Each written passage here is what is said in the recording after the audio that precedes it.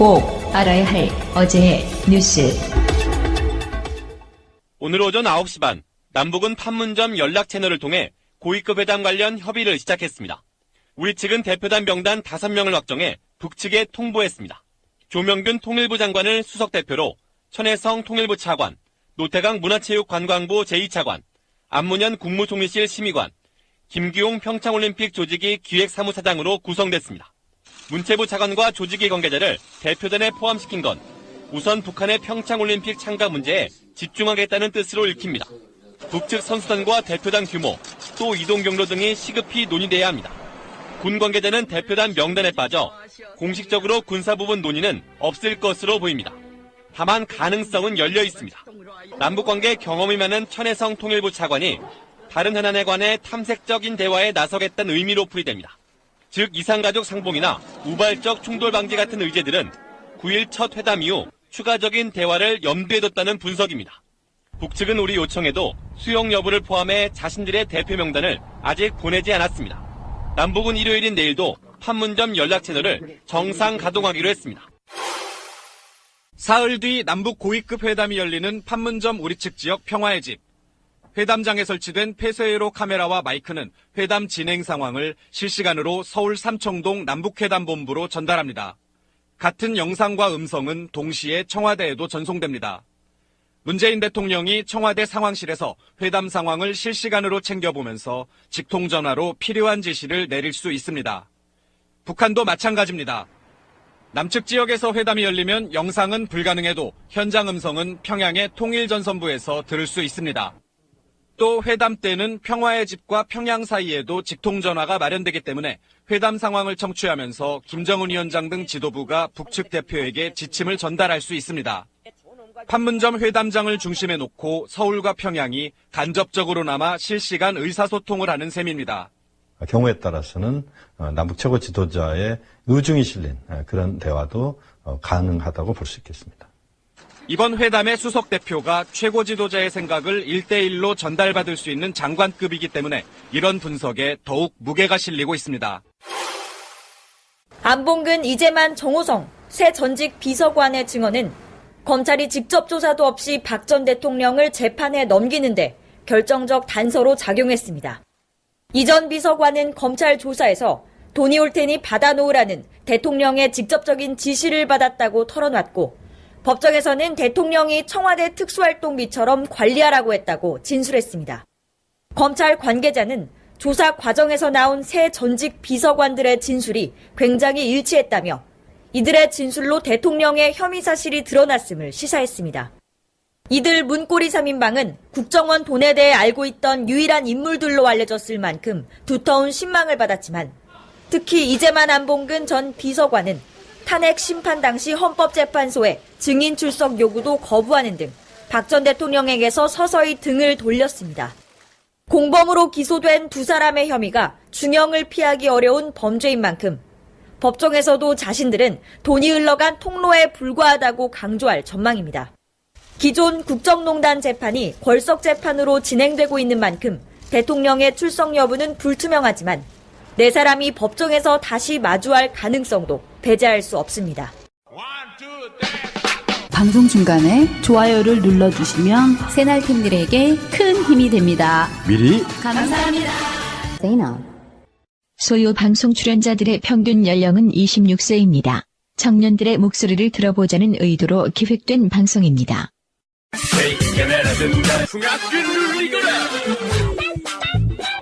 소리 없이 요람 방송 새날소유 방송 시작하겠습니다. 반갑습니다. 반갑습니다.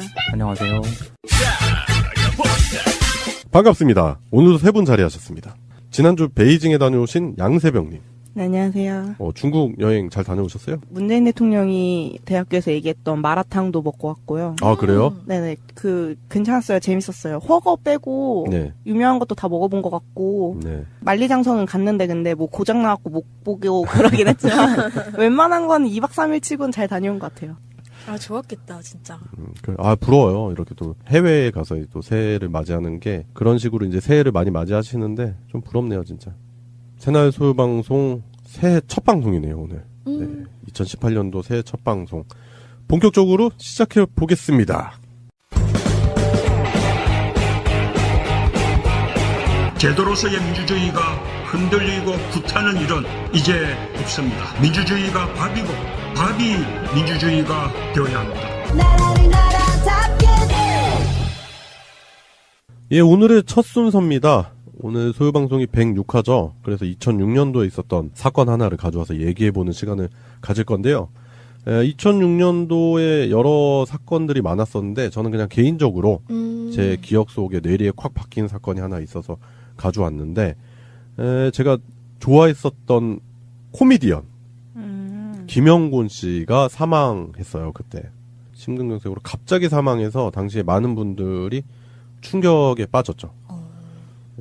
뭐 김영곤 씨는 여기 계신 이제 패널분들은 잘 모르시겠지만, 네. 그러니까 패널분들 입장에서 봤을 때는 거의 아빠뻘 정도 되시네요. 나이가 큰아빠?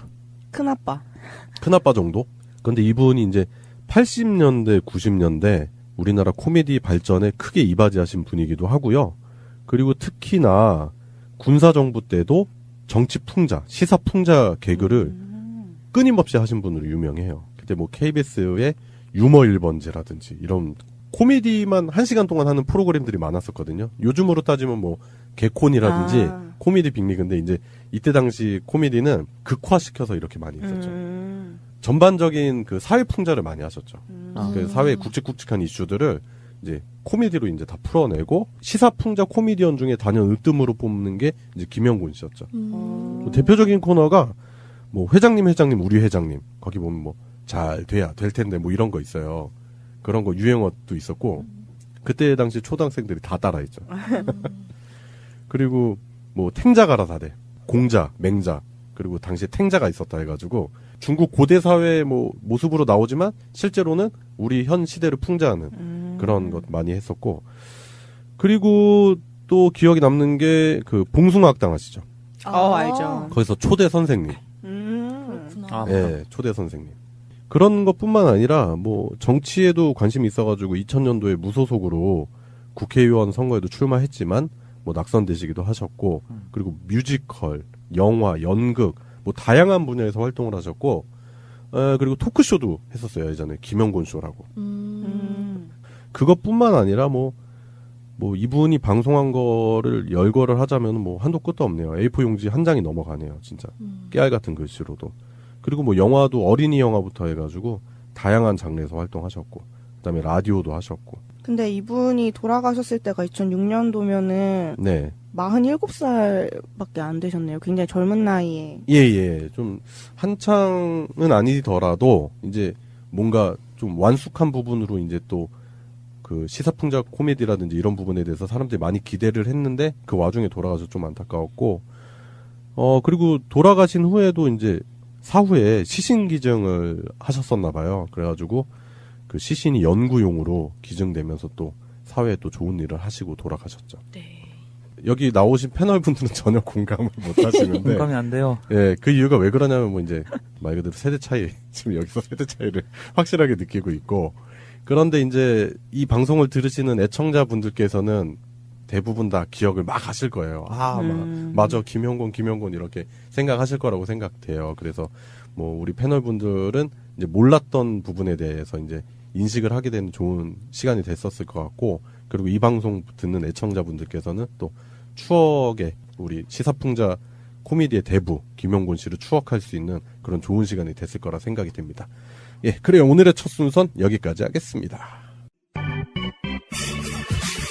오늘의 이슈. 예, 오늘의 이슈입니다. 오늘의 이슈 첫 번째는 문재인 대통령 하면 우리가 이제 따뜻한 느낌, 뭐 인간적인 느낌, 네. 이런 부분들, 그리고 그 소통, 공감, 그리고 낮은 자세로 임하시는 뭐 그런 모습들이 많이 생각이 나잖아요. 그런 부분 때문에 자꾸 야당에서 공격하는 게 뭐 약하다 막 이런 맞아요. 부분들, 막 어른들도 그런 얘기들 하잖아요. 근데 최근에 이제 북한 쪽과 대화 채널이라든지 이런 부분이 오픈이 될 가능성, 정상회담까지 이제 그 열릴 가능성이 이제 많이 타진이 되고 있는 상황인데, 그 와중에 이제 문 대통령이 과거처럼 유약하게 대화만 추구하지 않겠다라는 또 강한 모습을 보여주고 있어서 과거에 이제 외유내강이라는 표현도 많이 썼잖아요. 겉으로는 부드럽지만 안에는 강한 사람.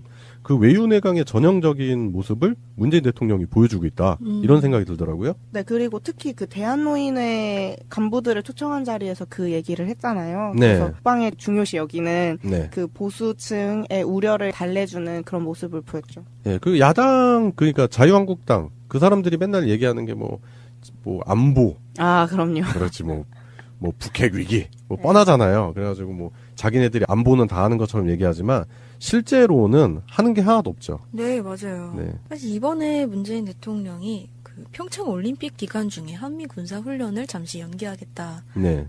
밝히고 그게 이제 결정이 됐잖아요. 네. 그것도 되게 외교적으로 큰 성과라고 이제 평가를 많이 하시더라고요. 전 정부에서는 맨날 큰 단어로만 이렇게 막 얘기해왔잖아요. 뭐 네.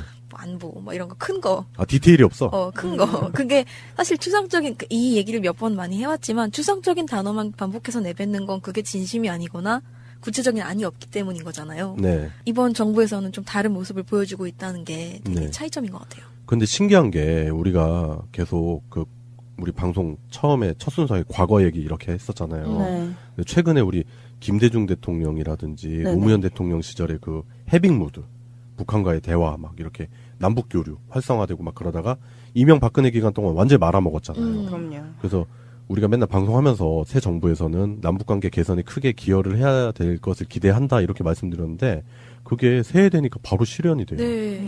김정은이 그 신년 방송에서 얘기하는 거 보세요. 대한민국이랑 적극적으로 대화라든지 뭐 이런 부분을 통해서 남북관계를 개선하겠다는 의지를 보여주잖아요. 네. 그러니까 그런 거 보면 너무 신기하지 않아요? 아, 맞아. 근데 또 언론에서는 또 계속해서 막 김정은의 신년사에 대해 뭐 문재인 대통령이 아무 말도 안 하고 있다는 등 뭐 이런 식으로 얘기하는 것도 가끔 봤는데 네. 그건 좀 아닌 것 같고. 네, 그럼요. 맞아. 센 사람이 센 척을 할 필요가 없다? 예, 원래 양아치들이 좀 이렇게 더 가오잡고 막 이렇게 말도 거칠게 하고 그러지 고수들은 그런 거 아니에요. 어떻게 보면 민감하기도 하지만 꼭 풀어나가야 될 숙제잖아요. 그렇기 때문에 이런 부분에 대해서 이런 발전적인 얘기가 오고 가고 있는 좋은 분위기에서 문재인 대통령이 또 한 번은 이런 얘기, 과거처럼 유약하게 대화만 추구하지 않겠다라고 하면서 포석을 이렇게 미리 깔아놓는 거는 뭐 일단 보수층들에 대한 안심, 네. 그런 안보에 대한 불신을 종식시킬 수 있는 적절한 제스처였다. 저는 그렇게 생각이 들더라고요. 몇 가지 수를 한 번에 노리신 것 같은데 네. 북한 쪽에서 대화 의사를 얘기를 하면서 핵버튼에 대한 얘기를 했잖아요. 근데 또 센 사람은 센 척할 필요 없다고 하셨는데 네. 트럼프가 나는 더 큰 좋겠어. 나더 큰 버튼 있다 이러면서. 나는 가방으로 갖고 다닌다 막 이러면서. 네, 뭐 그런 얘기 하고 있으니까 이게 참 그 사이에 있는 입장이다 보니까 어떻게 보면 우리가 사실 그 주체가 돼야 되는 입장이 맞는데 네. 그 둘 사이에 있는 것 같은 그런 상황이어서 그런 것들을 타개하는 그런 것도 노리신 것 같고 보수 쪽 분들은 이제 그 예전에 김대중 대통령 때 그 대화한다고 하면서 이제 뭐 햇볕 정책을 펼쳤다거나 한 것들을 네. 떠올리면서 그때 했던 그 똑같은 북한 빨갱이들이랑 손잡은 놈들이라고 막 비난하는 그런 공격을 하셨었잖아요. 네. 그런 것들을 다시금 이제 생각을 할 수가 있는데 그걸 미리 원천 차단을 딱 시켜버리시는 그런 두 가지 한 번에 잡으신 것 같은 그런 것 같아요. 네. 도널드 트럼프랑 그 군사 훈련을 연기시킨 거 있잖아요. 거기서부터 약간 그런 군사 훈련이라든지 이런 부분에 있어서 주도권을 대한민국이 다시 찾아가려고 하는 그런 의지도 보여주는 것 같고요. 강력한 국방력이라는 워딩을 많이 쓰잖아요, 지금 현재. 그런 부분을 봤을 때 노무현 대통령 때 실현되지 못했던, 그러니까 이명박이 완전 말아먹었잖아요. 전작권 한수. 이런 부분에 대해서 그런 의지를 천명하는 워딩이 아닌가 그런 생각도 들더라고요. 그렇죠. 네. 그 사실은 정말로 안보를 생각한다면은 그걸 환수하는 게 맞는데 네.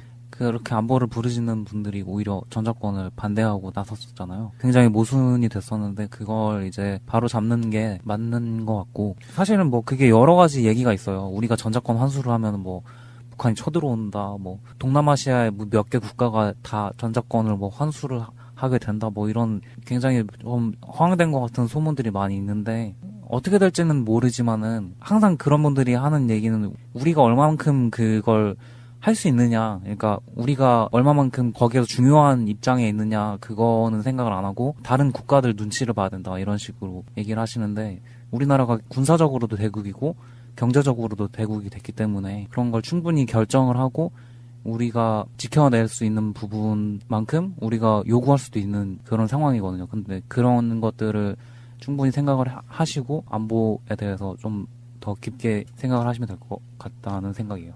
저는 이거를 상식적으로 생각하면 돼요. 아니 자동차를 탔는데 핸들을 내가 안 쥐고 있는데 방향성을 내가 정할 수 있습니까? 아니잖아요. 핸들 쥔 사람이 정하는 거잖아요. 그러니까 전자권은 마치 그 핸들 같은 거거든요. 우리나라 지키는 걸 외국에게 의존할 이유는 없잖아요. 그렇기 때문에 전자권 환수를 해서 자주국방으로 가는 길로 가야 되는 게 분명히 맞고요. 앞으로의 미래를 생각한다면 그게 분명히 맞는 부분이고 지금 그렇기 때문에 이런 문재인 대통령의 행보가 그런 의지를 천명한다. 그런 생각도 들고 그리고 자유당 사람들 알잖아요. 뭐 예전 자유당이나 지금 자유당이나 뭐 무슨 문제 있으면 미국에 가서 쪼르르 가서 우리 좀 어떻게 해주세요 막 이런 거 국어라는 그러면 안 되죠. 안보를 국어라고 앉아 있는 거죠. 스스로 해결할 수 없는 안보가 무슨 안보입니까? 의미가 없는 거죠. 근데 그런 부분을 비교해 본다면 지금 문재인 대통령 잘하고 있다. 맞아요. 그런 생각이 들어요. 그 더불어민주당 김현 대변인이 얘기한 말인데 그 이명박근혜 정권 집권 9년 동안의 외교 안보 파탄을 문재인 정부 수습 중이라는 사실을 꼭 명심을 해야 된다라고 얘기를 하는데 이게 진짜 맞는 말이니까 다들 좀 잘 지켜봐 주셨으면 뭔가 잘 진행이 되고 있는 것 같은 느낌이 드니까. 네. 예, 그러니까 그런 식으로 계속 지켜봐야 된다. 네네네. 지켜보고 지금 현재 헛발질 안 하고 있는데 이제 뭐 언론이라든지 이렇게 도와주는 모습은 안 보이죠. 그렇기 때문에 우리 국민들이 또 찾아서 의중까지 읽어야 되는 그런 불편한 상황이긴 하지만 그렇다 하더라도 현 정부 잘하고 있다. 저는 충분히 그렇게 생각이 들 거라고 확신합니다. 문재인 대통령이 이런 말씀을 하신 게 대한노인회를 초청해서 네. 이제 하신 거였는데 노인분들의 그 기초연금 수급액이라든가 노인복지에 대한 것들 네. 그거를 약속을 하셨어요. 네. 인상을 약속을 하셨고 사실 지금 베이비붐 세대가 이제 거의 노년층으로 이제 좀 있으면 넘어간단 말이에요. 예, 그렇죠. 이제 베이비 부머 세대의 은퇴라든지 이런 부분을 사회적으로 고민을 많이 해야 될 시기예요. 네. 대책도 있어야 되고요. 그렇죠. 그런 거에 대해서 미리 이제 포석을 깔아놓고 준비를 나라에서 하고 있다. 그런 거에 굉장히 국민들로서는 많이 이제 신뢰를 갖게 되는 것 같아요. 예, 그 일례로 저는 이제 의료 쪽에 일하다 보니까 2018년도부터 바뀌는 의료 정책들 이렇게 보건복지부 고시라든지 이렇게 보게 되는데 실제로 65세 이상 그 노년층에 대한 그 본인 부담 비율이 많이 낮아져요. 뭐 10%에서 5%, 20%에서 5% 이런 식으로 본인 부담률이 5%가 된다라는 건 말 그대로 10,000원짜리 진료나 진료 행위를 받았을 때 500원만 내면 되는 거잖아요. 그런 식으로 생각을 해본다면 지금 현 정부에서 노년 대책이라든지 이런 부분에 대해서 디테일한 부분까지 신경을 쓰고 있다는 걸 생각해 볼 수 있고 그 송병훈 님이 말씀하셔서 또 떠오르지만 2012년도에 박근혜 씨가 당선이 돼서 했었던 일이 자신의 공약을 뒤집는 일 기억나시죠? 노년층에게 지급하기로 했었던 그 기초연금 금액을 삭감하는 일부터 그렇죠. 시작을 했었잖아요. 그렇죠. 예, 그런 거에 비하면 지금 문재인 대통령은 공약부터 잘 지켜내고 있다. 분명히 그런 대비되는 부분이 보이는 거죠. 네. 그리고 이제 문재인 대통령이 정말 외유내강이라고 할 수 있을 만한 점이 그 바로 전날에 또 이제 위안부 할머니들을 청와대로 초청을 하셔서 예. 같이 만찬을 하셨어요. 네, 그것도 이제 네. 거의 우리말로 표현하자면 버선발로 마중을 나가셔서. 네. 네. 우선순위를 딱 명확하게 주신 것 같아요. 네. 해주신 것 같아요. 그 일본이 뭐 1mm도 안 움직이는 그 일본보다 우리 국민인 위안부 할머니들이 더 우선이다라는 네. 걸 네, 직접 보여주신 것 같고 네. 그런 게 하나하나 쌓여서 정말 외유내강한 나라를 만드는 게 아닌가 그렇게 네. 생각이 됩니다. 진짜 강자는 그렇죠. 약자한테는 한없이 약하고 강자한테는 한없이 강한 그런 모습을 보여주고 있죠. 그렇기 때문에 현재 문재인 대통령의 외유내강 이런 모습 너무 보기 좋다. 그런 생각이 들어서 오늘 첫 번째 이슈로 한번 다뤄봤습니다. 예, 오늘의 이슈 첫 번째는 여기까지 하겠습니다. 예, 두 번째 이슈입니다. 두 번째 이슈는 신년 들어서 핫해지고 있는 야당의 원내대표죠.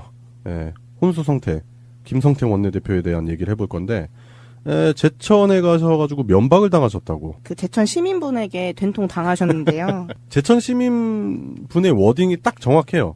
지난 9년 동안 재난 대비해 무엇을 얼마나 있느냐, 뭘 얼마나 잘해놨기에 여기에 또 오는 거냐라고. 이거는 뭐 100% 맞는 말 아닙니까?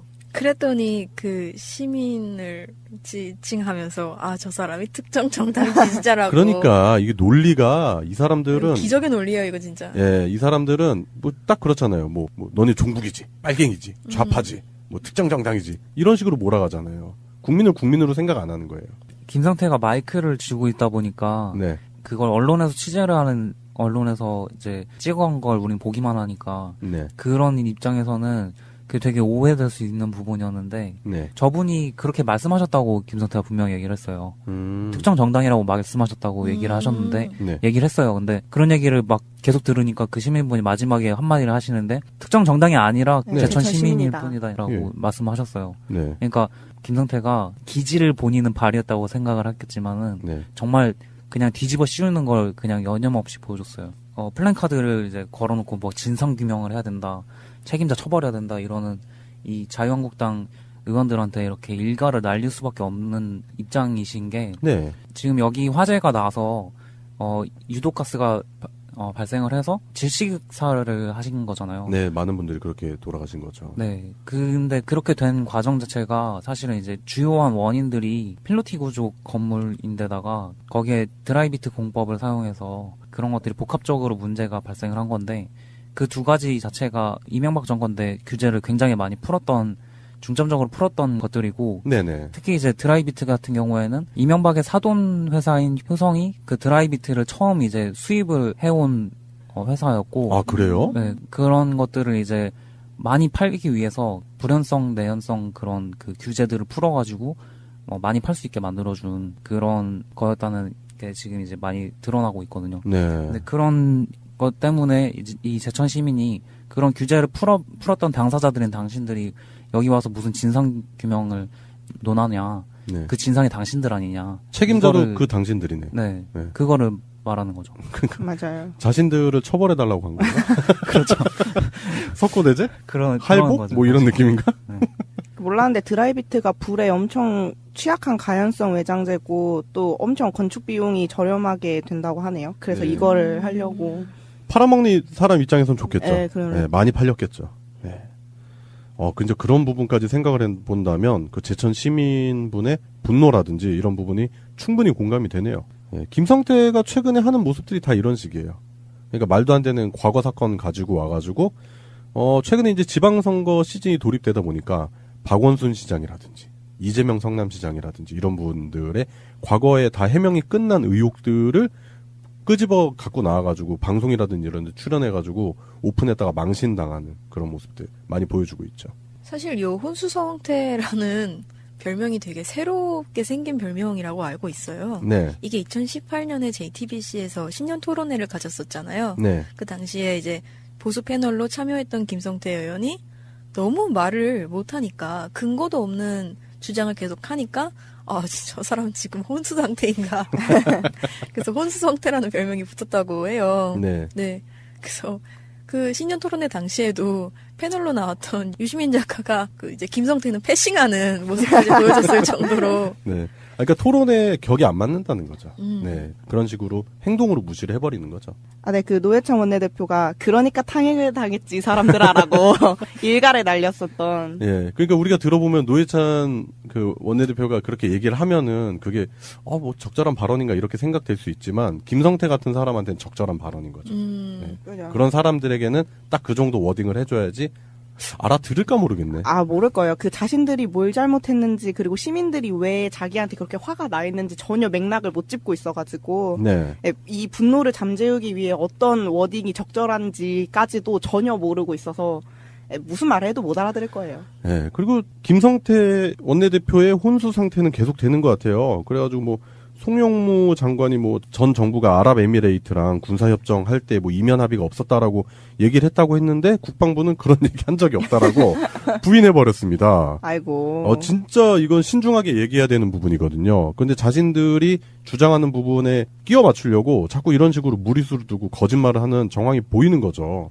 그 작년에 12월 달에 그런 얘기를 했었는데요. 그 엄동설안에 내버려진 들깨처럼 문재인 정권에 맞서 싸울 수밖에 없다라면서 뭔가 전의를 막 불태웠는데 네. 그걸 지금 한 달이 지난 지금까지 굉장히 헛말이 아니었던 거죠. 굉장히 들깨처럼 물어뜯는 데만 치중을 하고 있어요. 지금도 계속 그 임종석 청와대 비서실장 그 UAE 방문한 거, 아랍에미레이트 방문한 부분 가지고 자꾸 물어뜯으면서 전 정부의 실책이 이제 불거져 나오니까 조용하고 있다가 다시 자꾸 그걸 어떻게든 회복해 보려고 수습해 보려고 하는데 제가 봤을 때는 잘 안 될 것 같은데요.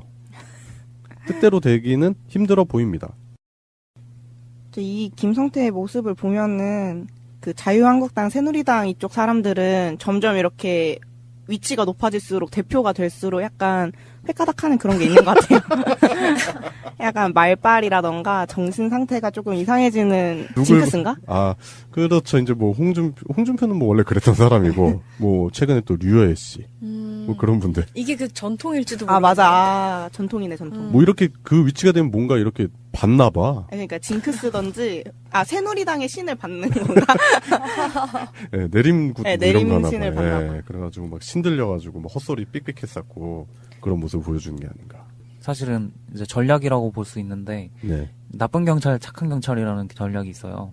그래요? 네, 그래서 이제 자녀들을 이제 교육시킬 때 주로 이제 아버지가 막 엄한 역할을 주로 하시고 어머니가 이제 착한 경찰이 되셔서 네. 나쁜 경찰을 제지하면서 너무 그렇게 막 하지 말아라. 하지만 너가 이런 부분 잘못했지 않았니? 역할을 분담하는 게 있거든요. 채찍과 당근이네. 네, 비슷한 거죠. 채찍과 당근은 이제 청소년 이전에 유아해서 이제 아동한테만 유효하고 그 이후가 되면 사실 말을 안 듣거든요. 네. 그럴 때 이제 쓰는 방법인데 그거를 이제 국민들한테 쓰는 것 같아요. 근데 여기서는 멍청한 경찰, 덜 멍청한 경찰 정도잖아요. 네. 그렇죠. 이게 원래는 홍준표가 그러니까 나쁜 경찰을 하고 김성태가 착한 경찰을 해야 되는데 사실은 이제 국민들이 보기엔 둘 다 그냥 멍청한 경찰. 나쁜데 멍청한 경찰, 나쁜데 덜 멍청한 경찰 정도. 그렇죠. 그런 상황인 거죠. 네, 나쁜데 뭐 발정제를 한 경찰을 뭐 그 정도 수준 아닐까. 예, 그래요. 자꾸만 무리수를 두면서 현 정부를 발목 잡으려고 하는 새 원내대표죠. 자유당의 새 원내대표 김성태 원내대표에 대한 얘기를 해봤는데 말 그대로 그 신년 토론회에서 보여줬던 모습 그대로 지금 계속 가는 것 같아요.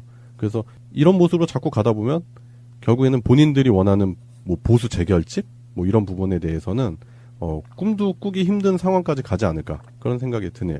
오늘의 이슈 두 번째는 여기까지 하겠습니다. 예, 오늘의 이슈 세 번째입니다. 오늘의 이슈 세 번째는 초성에 관한 얘기인데요. 네. 예, 미음, 치읓, 시읒, 쌍기역, 시옷, 기역, 비읍, 치읓. 이게 뭐죠? 자유한국당 김종석 의원이 보낸 문자 메시지인데요. 네. 이게 한 시민이 그러니까 전기 생활용품 안전법 줄여서 전환법. 네, 우리가 지난주에 다뤘었죠. 네, 잠깐 소개했었던 그 법 개정을 위해서 본 회의에 참석하라는 요구를 담은 문자 메시지를 보냈는데 네. 거기에 대한 답장으로 온 메시지라고 합니다. 그러니까 김종석 의원이 시민분께 보낸 문자가 이거다. 네, 그렇죠. 네, 지금 이것 때문에 인터넷 각종 포털 사이트에서 과연 이게 뭘 의미하는 것이냐라는 갑론을박이 많이 진행이 되고 있어요. 네티즌들의 집단지성이 네, 필요하죠. 맞아요. 네. 근데 미음, 치읓, 시읒, 쌍기역은 누가 봐도 알겠는 그 욕설인데. 저는 친구들한테 보통 이렇게 보낼 때 의도를 하고 보내죠. 그렇죠. 예, 미친 새끼. 네, 맞아요. 누가 봐도. 예, 이거 뭐라고 표현할 수가 없잖아요. 뭐 멈추지 뭐 그런 것도 아니고. 이상한데요? 멈춰서 꾹 뭐 이런 것도 아니고. 이거는 변명의 여지가 없네요. 맞아요. 네. 그 페이스북에 입장문 냈어요. 아, 그래요? 여기에 그 아무런 의미가 없는 문자열이었다라고 변명을 하는데, 그럼 손에 이거 있는 건가 보죠? 아무 생각 없이 그냥 무의식 중에 이런 그러니까. 아니면 양식으로 저장돼 있어. 그 뭐라 그래? 자동 완성. 자동 완성 미음만 하면. 맞아. 예, 아무런 의미가 없는 문자를 왜 시민분에게 보냅니까? 답변을 하셔야죠. 그러게요. 그 변명 자체는 약간 예전에 그 있었잖아요. 판사 성추행 판사 사건 때 이거 주머니에 있었는데 맞아요, 이게 맞아요. 찍혔다더라. 알아서 휴대폰이 나와서 사진을 찍고 들어갔다. 똑같아요. 제가 똑같이 말해드리자면 아무런 의미 없는 문자열이었지만 순간의 불찰로 딱 한 번 적절치 못한 문자열이 발송되었습니다. 문자열이 발송되었대요. 자기가 보낸 게 아니고. 그러니까, 이런 식으로 유체이탈 화법을 쓰는. 그러니까 또 그런 핑계 많이 대잖아요. 예전에 뭐 심재철 의원 그런 사람들도 뭐 국회에서 그 여성 누드 사진을 보고 있는데 뭐 누가 링크를 보내서 무심코 눌렀는데 그게 켜졌다. 근데 알고 보니 그게 아니라 찾아서 들어가야 되는 사이트였다. 뭐 이런 거. 잘도 들어왔겠다. 그냥 고양이가 쳤다 그러지. 자기 핸드폰 고양이가 놀다가 보냈다 그러지. 이런 정도면은 자유당 사람들이 가지고 있는 그 과학기술이라든지 제품들의 그 수준이 엄청나게 높은가 봐요. 시중에서 구입할 수 없는 정도. 네. 마음을 읽어서. 그러니까 맞아요. 알아서. 예. 그리고 그 뒤에 있는 시옷, 기역, 비읍, 치읓은 아마 네. 치읓이 지읒의 오타일 것이다 라면서 가장 유력한 후보가 시건방져? 이게 지금 되게 유력하다고 SNS에서 뜨겁대요. 아, 그래 저는 이거를 어제 이제 보고 나서 네. 이게 도대체 뭘까 하다가 시골 배추? 그러니까 이게 아무리 해도 치읓으로는 무슨 말이 안 되니까 아, 사과 배추 뭐 이런 거. 아닌 것 같아요. 미친 네. 새끼 시건방져가 가장 유력한 후보로 떠올랐습니다. 트위터에서. 그러니까 이게 아까 우리 또 전 이슈에서 다뤘었잖아요. 김성태 네. 그 제천 시민에게 특정 정당 아닙니까? 뭐 이런 식으로 네. 사람들을 대하는 국민을 대하는 태도가 이렇게 건방지다는 겁니다. 네, 한 기사를 보니까 구성이 되게 재밌더라고요. 네. 김종석 의원이 뭐 이런 미음, 치읓 이런 걸 보냈는데 제5회 국회의원 아름다운 말 선풀 시상식에서 상을 받기도 했다라는 사실을 같이 이렇게 나란히 놓더라고요. 네. 심지어 고작 작년 12월 1일에 한 달 전에 받으셨죠? 야 선풀. 아 이거 선풀인가요? 미음치읓 시옷상기요? 예, 선풀로 보기는 어렵죠. 악플이죠. 악플 뭐. 굳이 이거를 어떤 댓글 게시판에 달아도 좋은 소리 못 듣는 그런 악플인데 이분은 정작 선풀 시상식에서 아름다운 말 선풀 시상식에서 상까지 받으신. 야, 진짜. 이거 뭔가 조작된 게 아닐까요? 이거 전국의 청소년 선풀 SNS 기자단이 네.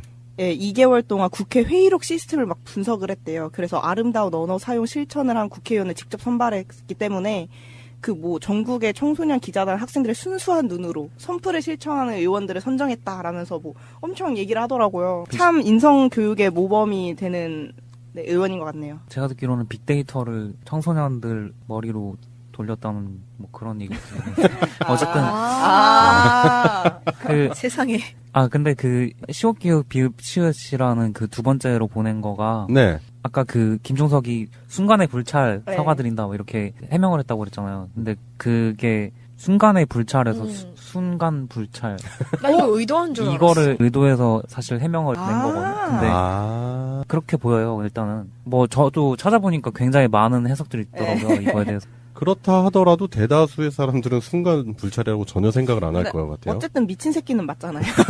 뭐가 됐든 맞아. 미친 새끼는 확실하니까. 아니면 자신을 표현을 그 신문분께 너무 송구한 나머지 제가 미친 새끼입니다. 예, 저는 미친 새끼입니다인데 저는 뭐 미친 스콜입니다. 뭐 이런 거. 미친 수꼴도 괜찮네.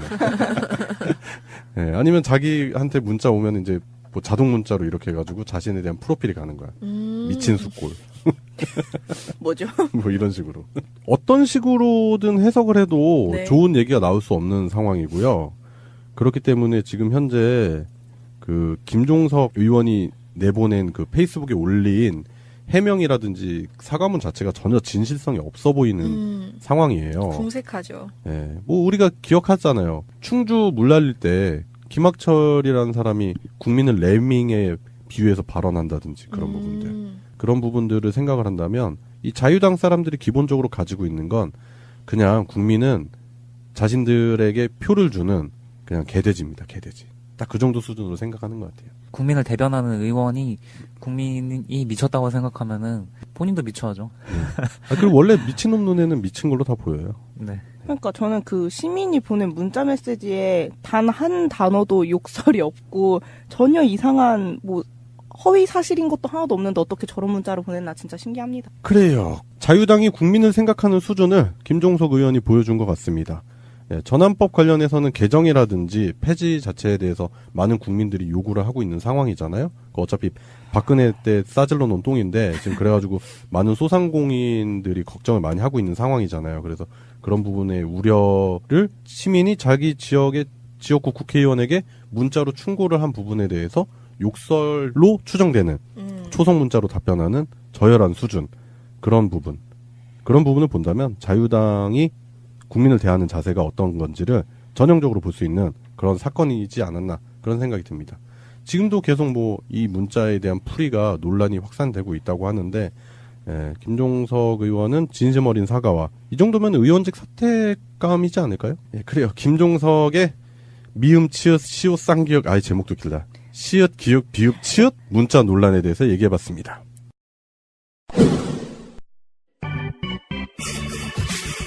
금주의 시사. 네, 금주의 시사 시간이 돌아왔습니다. 금주의 시사 첫 번째는 양새벽님이 준비하신 시사 이야기해 볼 건데요. 어떤 시사 준비하셨죠? 배달원이 평생 을도 아닌 병이다. 배달원이 병이다라는 얘기를 해보려고 하는데요. 그러니까 갑, 을, 병. 예. 예, 을도 안 되는 병. 네. 2013년도에 유튜브에 한 음성 파일 공개되면서 갑질 기업의 리더로 부상한 기업이 하나 있잖아요. 네. 네, 남양유업이 있는데. 우유가 왠지 맛없는. 네.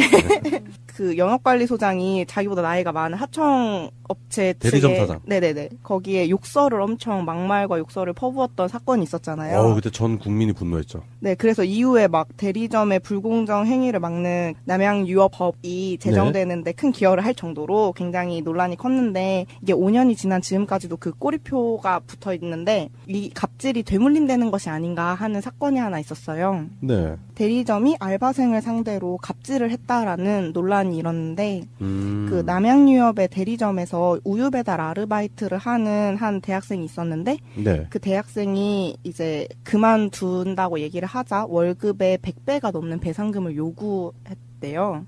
100배요? 네, 100배가 넘는 배상금을 요구했는데, 그러니까 일명 그 갑이 을한테 하는 갑질이 아닌 을이 또다시 병한테 하는 을질을 했다라고 볼 수 있는 것 같아요.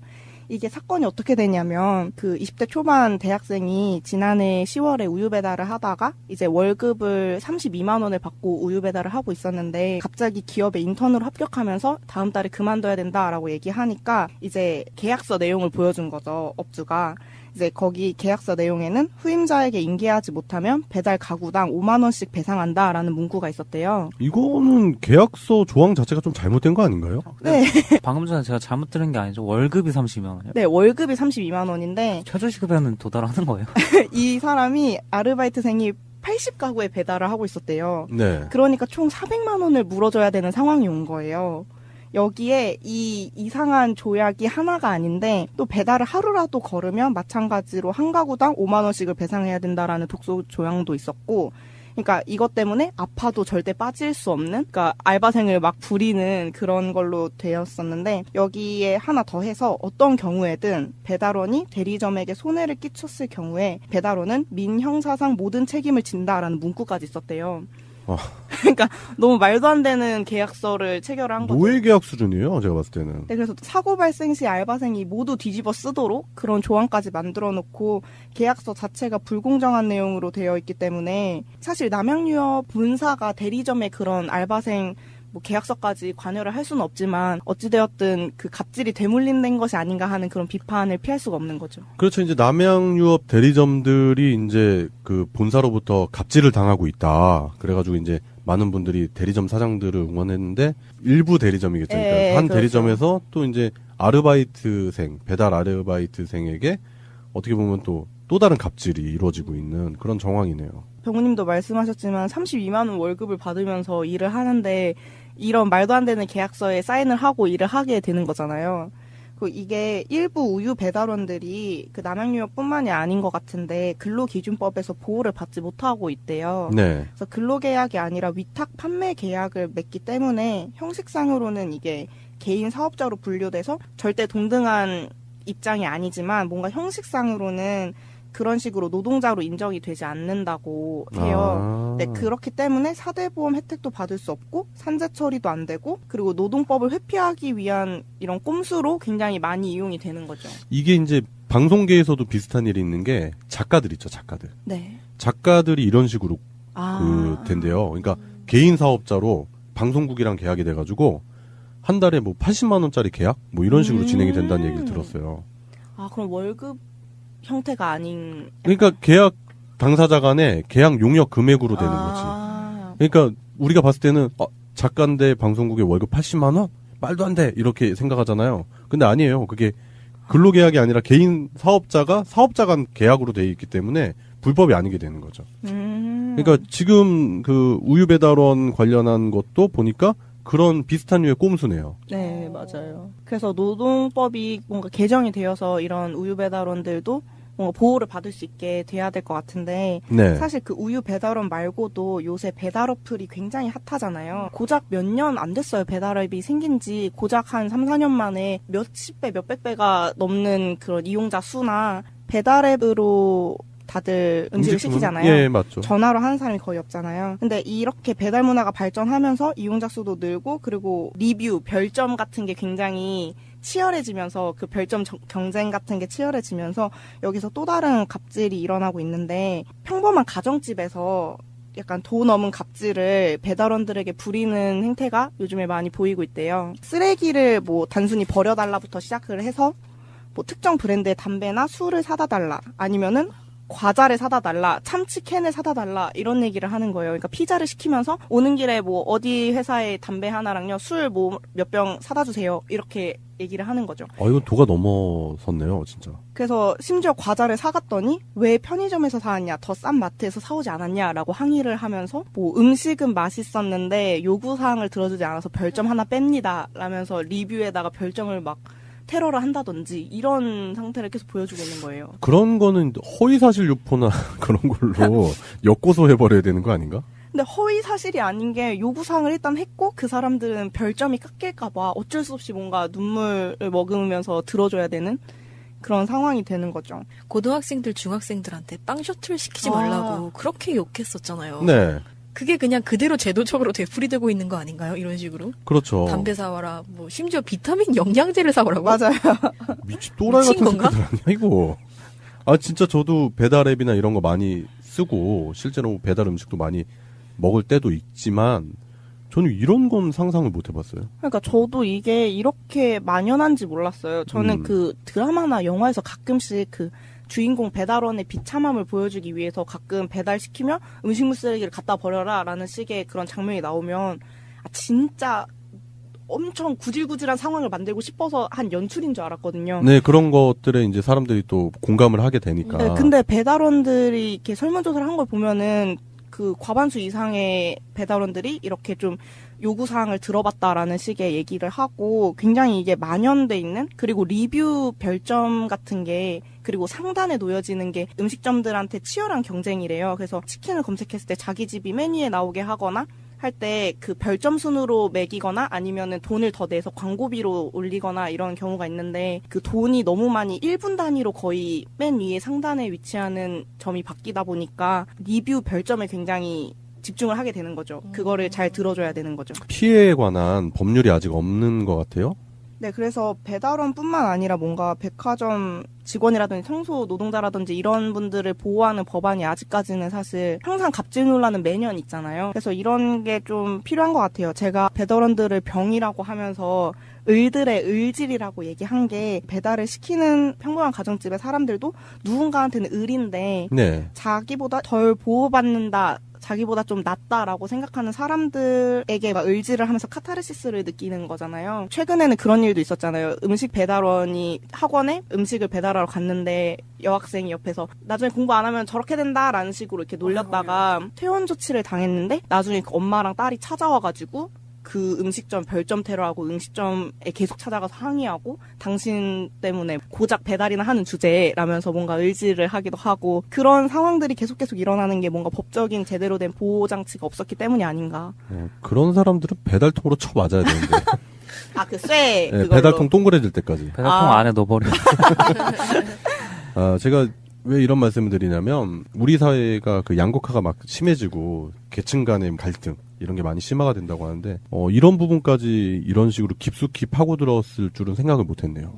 제 주변에서는 없었으니까. 그런데 지금 뭐 양세병님께서 말씀하시는 거라든지 이제 관련 자료 보니까 피해 사례가 어마어마하네요. 이런 부분에 대한 진짜 법적인 보호를 해줘야 될 필요가 분명히 있다. 그런 생각이 드네요. 이분들도 어떻게 보면 사회적 약자 아닙니까? 일단 1차적으로는 3대 배달 어플 있잖아요. 네. 그 회사에서 좀 더 관심을 좀 기울여줬으면 하는 부분이 있고 이제 이후에는 법적인 문제로도 커져서 정리가 됐으면 하는 바람이 있죠.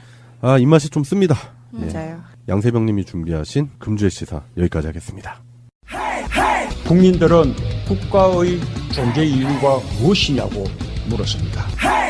어려울 때 국가가 지켜주고 있다는 믿음을 주어야 그것이 국가의 존재 이유입니다. 예, 금주의 시사 두 번째인데요. 금주의 시사 두 번째는 이 작가님이 준비하신 시사를 들어보겠습니다. 어떤 시사 준비하셨죠? 저는 최저임금 인상 관련해서 이슈가 요번에 나왔길래 한번 가져와 봤는데요. 네. 최저임금이 이제 2018년 1월부로 이제 인상이 됐죠. 네. 7,530원이죠? 그렇죠. 예. 인상 실행을 앞두고 서울 강남 압구정동의 한 아파트에서 경비원 전원에게 해고를 통보하는 사건이 일어났습니다. 이 압구정동 구 현대아파트 경비원 노동조합에 따르면요. 네. 이 아파트 입주자 대표회의에서 지난달 28일 41개동 소속 경비원 94명 전원에게 1월 31일부로 해고하겠다라는 내용이 담긴 해고 예고 통지서를 전달한 건데요. 네. 입주자 대표회의 측의 주장은 이렇습니다. 최저임금 인상 등 비용 문제, 이것 때문에 해고를 할 수밖에 없다. 그리고 용역회사를 통해서 재고용을 추진하겠다. 이렇게 주장을 한 거예요. 이 사건이 일어났을 때 언론의 보도를 저는 우선적으로 문제를 삼고 싶었어요. 네. 이 사건이 일어났을 때 여러 언론 측에서는 이 두 사실을 나란히 바짝 붙여놨어요. 그리고 마치 최저임금 인상이 이 모든 해고 비극의 원인인 것처럼 묘사를 했었거든요. 언론들의 논조는 마치 최저임금 인상이 바람직한 건 아는데 현실적으로 시기상조이니까 곤란하다. 좀 더 기다려달라. 라는 논조인 거죠. 그러니까 정부가 무리하게 최저시급을 인상하는 바람에 이런 피해 사례가 속출하고 있다라는 걸 보여주고 싶은 거죠. 그렇죠. 네. 심지어 모 일보의 사설은 이렇게 얘기까지 했어요. 이 사건을 두고 경비원 해고는 야박하지만 최저임금 부담은 직시해야 한다. 뭐 이런 주장을 하는 거예요. 사설이에요? 네. 지랄을 하고 있습니다. 거기에 더해서 이런 현실적 문제에 대해서 일방의 선의와 배려만을 요구하는 것은 합리적이지 못하다. 예. 뭐 이런 식으로 주장까지 합니다. 예, 미사오구를 통한 지랄이네요. 그렇죠. 예. 근데 이런 논조가 너무 흔하게 보이는 거예요. 이런 언론들이 얘기하는 걸 보면서 전 약간 이런 생각을 했어요. 첫 번째로 실제로 이게 진짜 일방적 요구인가? 또 두 번째로 최저임금이 정말 시기상조인가? 네. 세 번째, 해고 사건의 원인이 정말 최저임금 인상 때문인가? 여기에 대해서는 저희가 좀 더 고민해 봐야 할 필요성이 있다고 생각했어요. 그렇죠. 실제로 정부가 무리한 정책을 추진한 것이냐 아니냐를 네. 우리가 한번 따져보면 되는 거잖아요. 그렇죠. 사실 최저임금 수준이 저희도 느끼고 있지만 정말 더디게 인상되어 왔어요. 네. 그런 불합리한 체제를 버티려고 계속 더 불합리한 처우를 밑으로 계속해서 유지하는 거는 결국에는 언발의 오줌 누기랑 같다고 저는 생각을 하거든요. 네. 혹자는 또 이렇게 얘기를 하잖아요. 뭐 책에서도 이렇게 얘기를 하는데 그 자본주의의 필연적인 결말이 결국 노동력 후려치기로 귀결된다. 뭐 이런 식으로 또 얘기를 하시는데, 그러니까 결국에 자본주의 안에서 이윤을 극대화시키는 방법이 노동력의 가치를 떨어뜨려서 계산하는 거라는 거예요. 새벽 씨께서도 말씀하셨지만 서비스업 관련해서 서비스업이 진짜 지금처럼 다양하게 분화되고 막 계속 생겨나고 이런 시대에서 그 노동력 후려치기랑 착취가 좀 더 복잡하고 다층적이고 되게 다양하게 이루어질 거란 말이에요. 근데 그런 체제를 지금 우리가 살고 있는 그 체제를 쉽게 포기할 수가 없다면, 새로운 선택지가 막연하다면 그 시점에 우리가 어쩔 수 없이 계속 해야 되는 게 뭔가 좀 생각해 봐야 될 필요가 있어요. 그러니까 우리가 어쩔 수 없이 계속 그런 착취를 정당화하는 게 필요한가? 아니면 그런 필연성을 떠안고 있긴 하지만 좀 더 건강하게 유지될 수 있도록 하는 보강책이 필요한가 하는 것이죠. 아파트 경비원이나 청소 노동자 등 이런 분들에 대한 임금을 비롯한 처우 문제는 뭐 늘 현재의 문제였지 과거의 문제였던 적은 없었잖아요. 네. 그래서 정부가 최저임금 인상에 대해 결정을 내렸을 때에도 분명 이에 대해 몰랐을 리 없다고 생각합니다. 사실은 알기 때문에 이런 결정을 내렸을 거라고 생각을 했어요. 그런 판단을 내리게 된 건 이런 기사를 보고 더 확신을 하게 됐는데, 정부가 지난해 말에 최저임금 인상을 논의하면서 동시에 3조 원의 재정을 최저임금 인상과 관련해서 기업과 노동자의 지원에 쓰기로 했거든요. 네. 30명 미만인 사업장에서 월급 190만 원 미만인 분들에게 한 달 14만 원씩 지원되는 게 골자예요. 특히 아파트 경비원이나 청소원 등에 대해서는 최저임금 인상에 대한 고용 불안율이 훨씬 높아질 수 있잖아요. 최저임금이 왔다 갔다 하면 그만큼. 네. 그래서 30명 이상의 사업장이더라도 지원을 받을 수 있게 했어요. 이게 최초 설계 방안보다 그 대상을 좀 더 넓힌 거라고 합니다. 네. 그럼 지원금이 1인당 13만 원인 이유가 따로 있나요? 최저임금 인상률이 16.4%래요. 네. 그 중에서 과거 5년간 평균 인상률을 초과하는 나머지 9% 인상분을 정부가 지원하는 거예요. 아, 그래서 그것을 기준으로 했을 때 13만 원 정도라고 정부가 지원을 해준다라고 하는 거고요. 준비가 네. 잘 돼 있는 정책인데 그렇죠. 이런 정책에 대해서 언급은 안 하고 음. 일단은 정부가 무리하게 최저시급을 인상하는 바람에 이런 피해자도 있고 이런 피해가 벌어질 수밖에 없는 상황이 초래됐다라는 것만 부각하는 언론이 문제네요, 또. 그쵸. 계속해서 약자 어깨 뒤에 서가지고, 제가 잘못한 거야. 이런 식으로 얘기하려고 하는 거예요.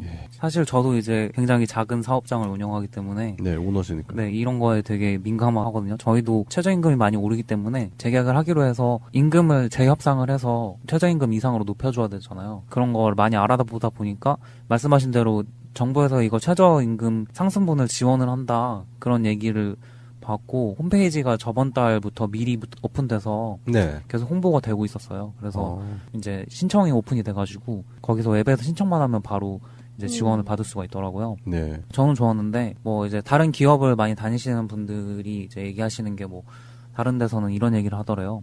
20만 원 오르는데 13만 원 지원해 주는 게 말이 되냐? 그럼 7만 원은 손해 보라는 거냐? 뭐 이런 얘기를 하시더라고요. 그렇게 생각하면 한도 끝도 없지 뭐. 근데 그런 걸 얘기하시는 분들이 20명, 30명 뭐 이렇게 되면은 또 모르는데 네. 뭐 2-3명 가지고 일하시는 분들이 그런 얘기를 하시니까 좀 어이가 없는 거예요. 그러네요. 만약에 그렇게 정말로 7만 원 손해가 되면은 인원수 곱하기 7 해가지고 손해를 계산하면 되잖아요. 네. 근데 그게 많은 기업이 울어야 정상인데 작은 기업에서 그런 얘기를 하시니까 조금 당황스러웠어요. 사실 그 압구정동 아파트에서 일어났을 때에도 주민들 많은 분들이 되게 반대를 했었대요. 해고 반대를 했었대요. 네. 우리가 월 3,750원만 더 부담하면 되는데 그게 왜 부담이 돼서 이분들을 다 싸그리 해고를 시키느냐. 그리고 뭐 압구정 현대면은 솔직히 살만치 사는 동네 아닌가? 제가 어제 마신 커피값이 4,500원이거든요. 그러니까요. 네. 아, 그런 거 비교해 본다면은, 그러니까 이건 제가 봤을 때 일종의 뭔가 보여주기 위한 시나리오가 하나 들어가지 않았나 싶어요. 그쵸. 주민들은 괜찮다는데, 네, 우리가 괜찮다는데. 내서라도 그분들 고용하게 유지를 해줘라 라고 얘기하는데, 요즘 아파트에 그런 운동들 많이 하거든요. 그런 분들 많이 계시더라고. 뭐 이제 뭐 최저시급이라든지 근무 처우에 대해서 관심을 많이 갖고 그런 부분에 대해서 오히려 주민분들이 개선을 요구하는 그런 경우가 많이 있어요. 그런 게 진짜 인간 사는 냄새 아닌가? 맞아요. 그런 생각이 드는데 꼭 중간에 이런 식으로 이걸 이용해 먹으려고 하는 사람들이 있는 거지.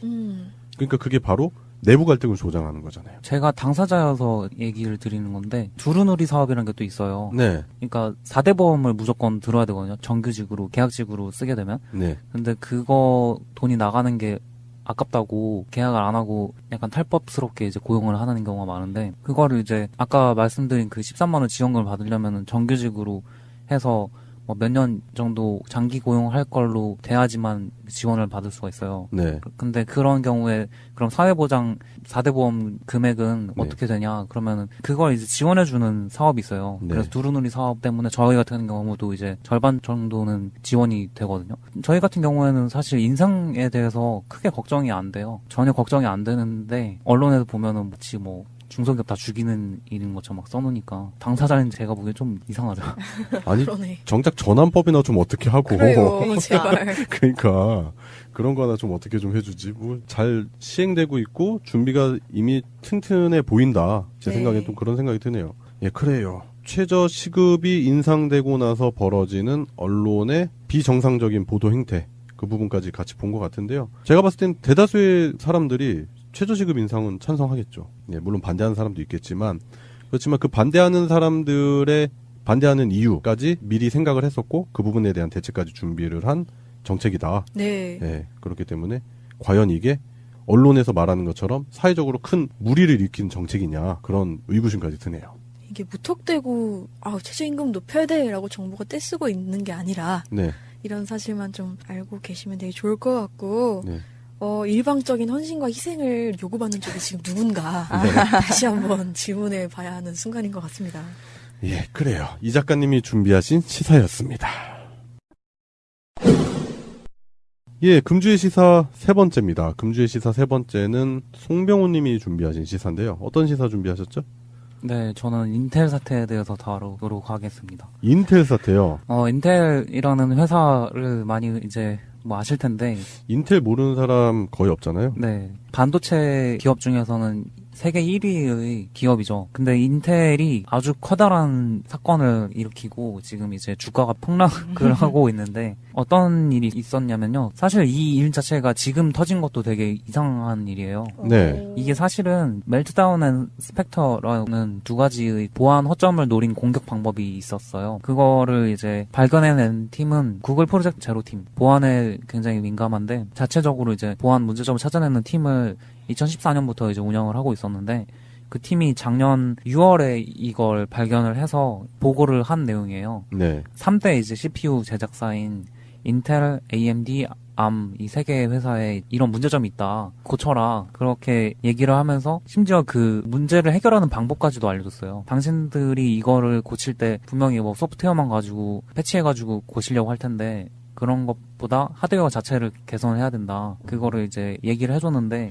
예전에 그 송병호님이 시민은행에서 그 선관위 직원한테 그 보안 취약점 이렇게 설명 다 해주고 했던 방식이랑 똑같네요. 예, 그렇죠. 예, 하드웨어 그 자체 문제가 있는 경우가 굉장히 비용이 많이 들어가잖아요. 네. 그래서 그게 문제가 많은데 뭐 선관위도 하드웨어가 많이 문제가 있었죠. 근데 중요한 거기 때문에 바로 알려줬어요. 네. 그런 것들을. 구글이. 근데 새 회사가 반응이 많이 달랐던 게 AMD랑 ARM 같은 경우에는 그거에 대해서 바로 이제 공식 입장을 표명을 하고 웹에다가 게시를 했어요. 네, 이런 문제가 있었다는 걸 공개를 했고 그러니까 복합적으로 구글에서 제기한 게 세 가지 문제점이 있는데 네네 그 세 가지 문제점이 복합적으로 작용을 해서 이런 공격이 가능해지는 건데 네. 그 중에서 한 가지 정도만 우리랑 관련이 있다 이런 식으로 AMD 같은 경우는 그렇게 얘기를 했고 ARM은 거의 없다 뭐 이렇게 그러니까 구글에서 제기한 세 가지 문제점에 대해서 AMD랑 ARM이라는 회사는 각자 분석을 해놓고 그거를 해명 내지는 적절하게 빨리 조치를 취했다라는 얘기네요. 네. 예. 그래서 다음번 하드웨어에는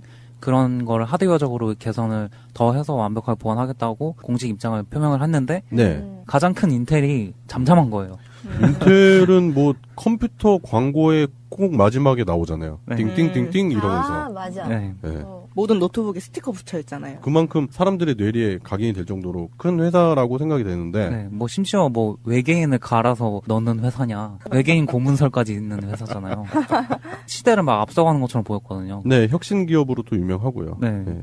근데 그런 회사가 갑자기 이런 문제에 대해서 아무 얘기를 안 하는 거예요. 그러니까 뭔가 이상하다고 느꼈을 거 아니에요, 구글에서도. 그렇죠. 그래서 그거를 멜트다운이랑 스펙터라는 정확하게 어떤 방식으로 공격이 가능한지 그 코드까지를 이제 만들어서 이번 달 초에 이제 공개를 한 거예요. 네. 멜트다운 같은 경우에는 컴퓨터 내에 들어가는 프로그램으로 되는 공격이고 스펙터 같은 경우에는 그냥 웹 서버에다가 코드를 심어 놓으면은 그냥 거기 접속을 그냥 하는 경우에도 공격을 받을 수 있는 굉장히 위험한 공격이에요. 네.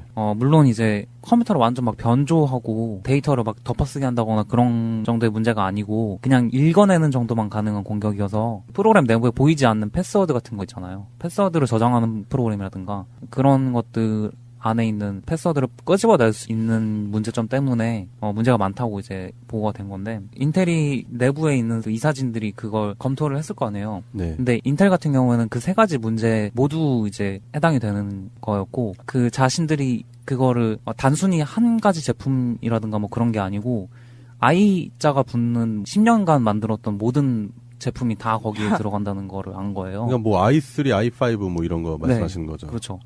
그러면 사실상 저희가 쓰는 컴퓨터의 거의 모든 다 해당이 될 거죠. PC에서는 거의 대부분이고 특히 서버 같은 경우에는 거의 90% 점유율을 보이고 있기 때문에 엄청나게 본인들이 피해가 많을 걸 이미 알았던 거예요.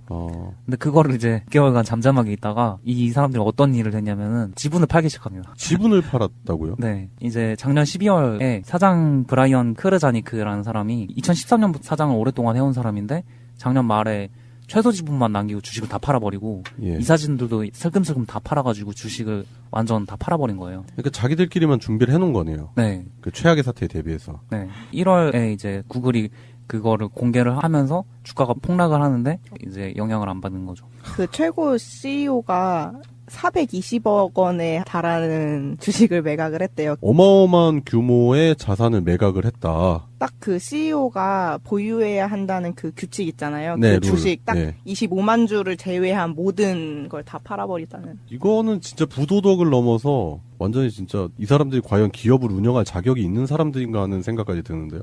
네. 패치가 이제 9일에 나와요. 윈도우 10 같은 경우에는. 네. 들으시는 애청자분들은 그다지 이제 신경을 쓸 일은 별로 아닐 수도 있어요. 네. 그러니까 업데이트만 켜놨으면 별 문제는 없는데 인텔이라는 이제 반도체 1위 기업이 그래서인지는 모르겠지만은 이번에 이제 삼성한테 자리를 내줬어요. 그래서 삼성전자가 사실 이제 반도체 1위 기업이 되고 네, 그런 충격적인 일이 일어났어요. 얻어 걸렸네요. 네, 좀 얻어 걸린 느낌도 있는데. 삼성은 그런 거 좀 운이 좋은 거 같아요. 몇 자리를 잘 썼나? 근데 뭐 부도덕하기로는 사실 삼성도 인텔 못 찾죠. 보다 더 하면 더 했지 못하진 않잖아요. 네. CEO 오너들이 이제 법적인 처벌을 받았고 그런 문제를 일으킨 사람들이 제거가 되고 사장단이나 이사진들이 이제 바뀌면서 그런 것들이 해결이 되고 내부에서도 구조 개선이 일어났기 때문에 네. 그런 매출을 이뤄낸 거라고 생각을 하고 외국에서 저런 기업이 무너져서 우리가 좋게 됐다 뭐 이렇게 우리는 비웃을 수 있지만 그게 이제 아까 말씀하신 그런 남양이나 그런 기업들의 오너들이